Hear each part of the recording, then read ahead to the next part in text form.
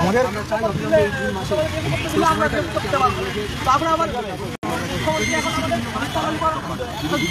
ঝুলিয়ে রেখেছে যে ওবিসি মামলার জন্য আমরা নিয়োগ করতে পারছি না। আমার মুখ্যমন্ত্রী এখন নিজেই বলেছে যে ওবিসি মামলার জন্য নিয়োগে কোনো বাধা নেই। ওর জন্য আমরা যাচ্ছি যে 50,000 শূন্য পদে দ্রুত ইন্টারভিউ নোটিশ চাই। কথা অনুযায়ী কিছু বলো।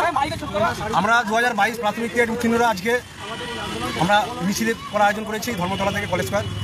আমাদের দুর্ভাগ্য যে আমাদের মধ্যে অনেকেই অযথা অনেক বিনা কারণে বৃষ্টির জন্য অনেক কাজ করেন। আপনি দেখে নিন, আপনারা দেখে নিন যে সামনে থেকে একজন বিশেষভাবে সক্ষম এসছে, আদিত্য বিশেষভাবে সক্ষম সার্জান দিয়ে এসছে, আদিত্য এসছে।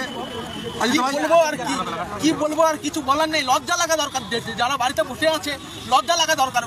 আর বিনা আমাদের বাঙালিদের এখন 3টা হাত হয়ে গেছে, ডান হাত বাম হাত অজুহাত।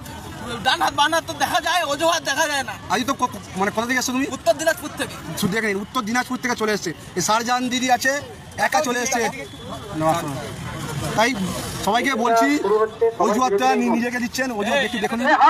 সরকার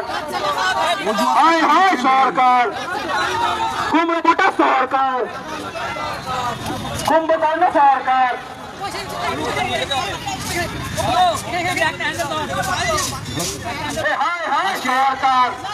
আমরা ধর্মতলা থেকে কলেজ স্কয়ারের যে মিছিল ছিল সেই মিছিল আর শুরু করবো।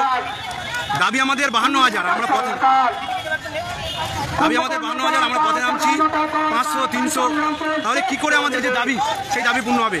এই বৃষ্টির জন্য অনেকে মানে দিনাজপুর থেকে এসছে, দক্ষিণ দিনাজপুর থেকে এসছে আদিত্য ভাই, আমাদের উত্তর দিনাজপুর থেকে এসছে আদিত্য ভাই, আমাদের সার্জান দিয়ে এসছে। মানে একটা ভাইকে সঙ্গে করে নিয়ে, দেখুন এই ভাইটাকে সঙ্গে করে নিয়ে শুধু নিজের চাকরির দাবিতে এসছে। তাই আপনারা সব কিছু আছে আপনাদের, ঈশ্বর আপনাদের সমস্ত কিছু ঠিকঠাক দিয়েছে, তবু আপনারা বাড়িতে বসে আছেন। আপনারা, আমি তো মনে করি আপনারা মানসিক প্রতিবন্ধী। তাই বলছি এখনও সময় আছে। যদি আমাদের পুজোর আগে বা বিধানসভা ভোটের আগে ইন্টারভিউ নোটিফিকেশন চান, তাহলে কিন্তু রাস্তায় নামতে হবে। যদি না চান তাহলে বাড়িতে বসে থাকুন। আমরা আমাদের কাজটা করে যাবো। সমস্ত দায়িত্ব যে অ্যাডমিনদের, সমস্ত দায়িত্ব যে যারা সামনের সারিতে আছে তাদের এটা নয়। যাই হোক, আজকে অনেকেই এসছে, আরও অনেকে আসছে। আর কিছুক্ষণের মধ্যে আমরা আমাদের আজকে মিছিলটা শুরু করবো ধর্মতলা থেকে কলেজ স্কয়ার। আমাদের যখন আমরা টেট পাস করি 2022 সালে, মানে পরীক্ষা দিয়েছিলাম 10ই ফেব্রুয়ারি 2023 সালে রেজাল্ট প্রকাশ হয়েছিল, তখন আমাদের পর্ষদ বলেছিল যে টেট পাসকে বসে থাকবে না, বছরে 2বার নিয়োগ হবে।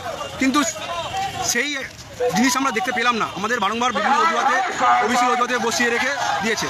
কিন্তু এটা বেশি দিন চলবে না, তার জন্য রাস্তায় নামতে হবে। যদি আমরা বাড়িতে বসে থাকি তাহলে কিছু হবে না।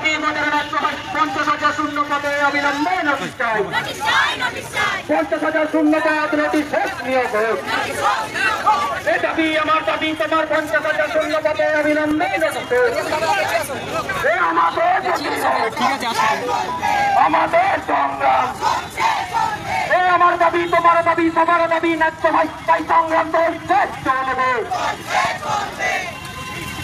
আমাদের সংগ্রাম, আমাদের প্রতিরোধ। শূন্য পদ দিচ্ছে না, মুখ্যমন্ত্রীর টাকা নাই, তাই সংগ্রাম চলবে। বছরে 2বার নিয়োগ নাই, সভাপতির টাকা নাই, তাই সংগ্রাম চলবে। ডবল চাকরি করে প্রতিশ্রুতির পূরণ নাই, তাই সংগ্রাম চলবে। 50,000 ভ্যাকেন্সি চাই রাজপথে দাবি ভাই, তাই সংগ্রাম চলবে।